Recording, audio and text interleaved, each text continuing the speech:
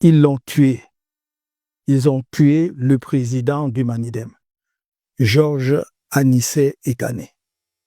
Depuis ma déclaration du 25 septembre 2025, faite sur la base de la résolution du Conseil national du MRC du 6 septembre 2025, par laquelle il était laissé à chaque électeur la liberté de voter en son âme et conscience pour un candidat de l'opposition de son choix, je m'étais imposé le silence, car notre parti était et demeure à ce jour dirigé par le président national par intérim, M.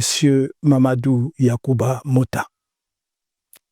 J'ai repris la parole le 17 octobre face à la gravité des premières violences post-électorales pour exhorter à la retenue, à l'esprit de discernement, au respect de la vie humaine et du verdict des urnes.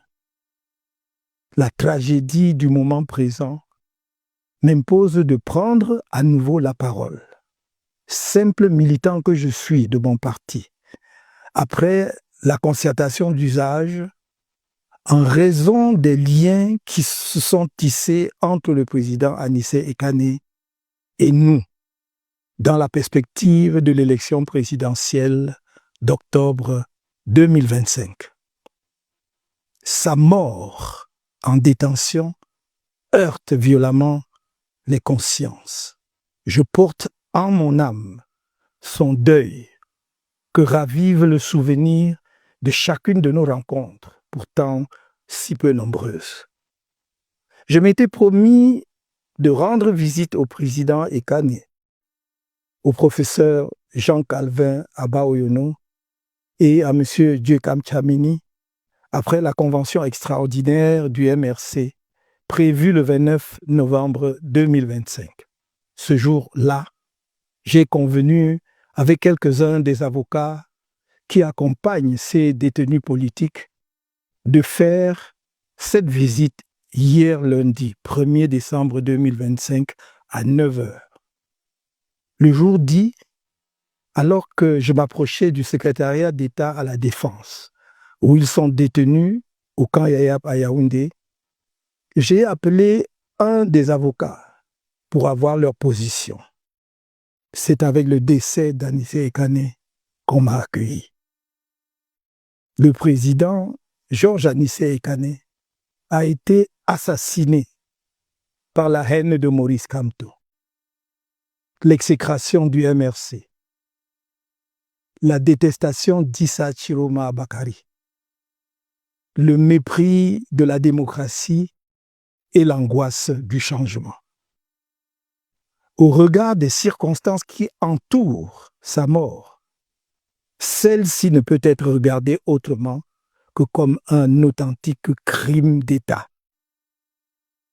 Cher Anissé, malgré les épreuves de la vie et la violence de la prison, que tu avais déjà expérimenté par le passé, toujours pour tes opinions politiques, je crois pouvoir dire, de la distance qui était la mienne, que tu n'as jamais renoncé à tes convictions nationalistes. Je parle de ton attachement profond à un Cameroun véritablement libre, souverain et soucieux du bien-être de tous ses enfants. Malgré des moments de confusion et de relâchement, ces convictions sont restées comme une veilleuse au fond de toi. Il faut plaindre les âmes errantes, vides de toute substance, qui se moquent de tout, rient de tout, et qui, dans leurs desseins ténébreux, croient pouvoir banaliser ta mort héroïque. Ils espèrent pouvoir distraire le peuple camerounais, comme ils l'ont fait si souvent dans le passé, face à des morts jamais élucidées et échapper ainsi à leurs responsabilités juridiques, politiques, morales et historiques pour l'assassinat froidement exécuté d'un compatriote malade dirigeants politiques connus uniquement pour cause de divergences dans les choix politiques. Ta mort fertilisera la lutte de notre peuple pour son émancipation totale. Ton holocauste suit ceux des héros nationaux qui t'ont précédé sur le long chemin de cette lutte. Tu inaugures une nouvelle page du martyrologue camerounais, celle de l'assassinat en détention de leaders et militants politiques camerounais, pas des Camerounais. Sur les uns et les autres plane désormais le même spectre de la mort, par la main noire du règne des ténèbres. À qui sera le tour suivant? Pour ma part, comme toi, je suis né ici, je vis ici et je mourrai ici. Si le pire devait arriver, nous l'attendrions ici, dans la dignité. Et les humiliations répétées n'y changeront rien. Cher Anissé, ta mort inaugure une nouvelle phase de la lutte, celle où les Camerounais sont revenus de toutes leurs illusions, mais où leur ardeur sera décuplée afin que tu ne sois pas mort en vain et qu'ils aient un jour l'occasion de célébrer ta grandeur d'âme, le panache avec lequel tu as quitté la scène au terme d'un parcours remarquable en cette année 2025. Car de la grandeur, tu nous en as montré. Au moment où nous t'avons approché pour obtenir l'investiture du Manidem à l'élection présidentielle d'octobre dernier. Alors que tous avant toi avaient exigé de l'argent, on en est resté ensemble sur les idées. Et tu fus manifestement sensible à l'appel de l'histoire. Lorsque je me fis auprès de toi l'écho de cet appel, j'ai pu noter à quel point il a résonné en toi.